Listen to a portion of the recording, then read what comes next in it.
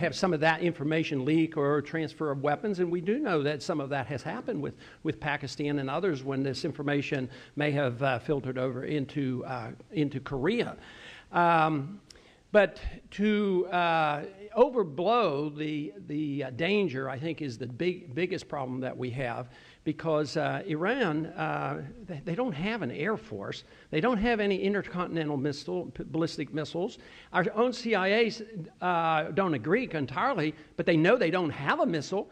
Right now, the UN is doing rather well. Baradei said that that they are cooperating, and they have no proof that they have ever diverted any nuclear material for bomb making. So there's absolutely no proof of this.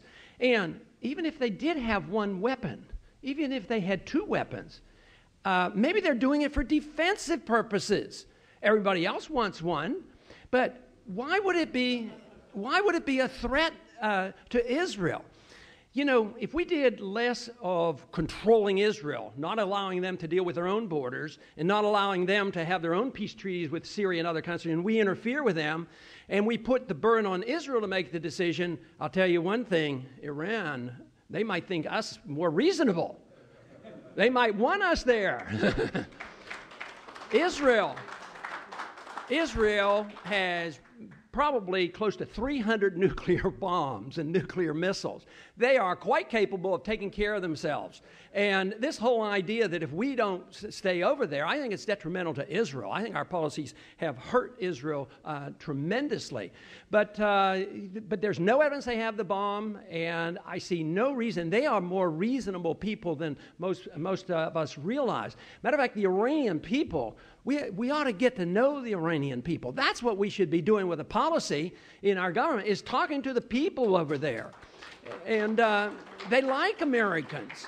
They like Americans, but Ahmadinejad does not speak for all of these people. He's a loudmouth. He speaks for the politicians at home, just like a couple politicians here at home speak for the people, too.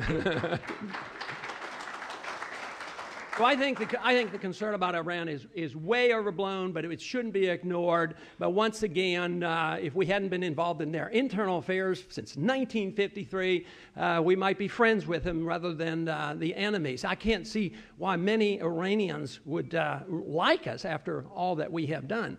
But everything that we have done has undermined the dissent that is a healthy dissent in Iran that would undermine Ahmadinejad, because we know that our CIA is over there trying to undermine that government. Can you imagine how we would feel as Republicans and Democrats and Libertarians and Independents if a foreign government came and over here? How did we feel on 9/11? Were we all together or not? That's what happens when we go over to Iran and we do that. We unify the country. That's exactly what's happened in Cuba. What we did, we put on sanctions on Cuba. And, of course, we've had Castro there for 40 years. The people would rally around the anti-American sentiment. It just backfires on us. And all we need to do is, I think, come up with a little bit of common sense, and the world would be a much better place for it.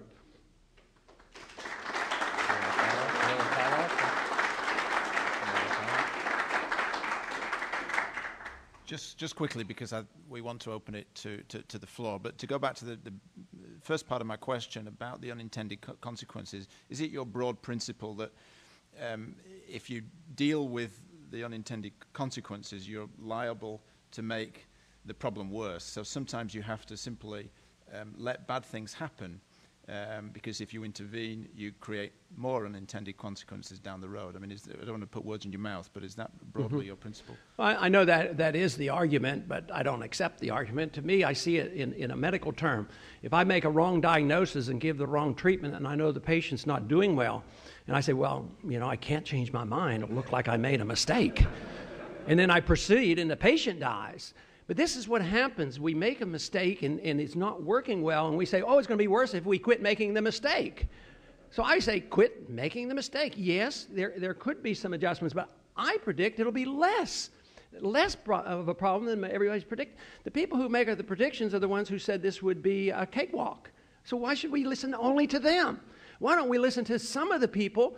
And there was more than just myself. There were many, many generals and CIA people, and there's a lot of good students of foreign policy that made predictions before. Why don't we talk to them and find out what might happen? This whole idea that it will be an automatic coalition between the Shiites and Iran, there's no reason to accept that.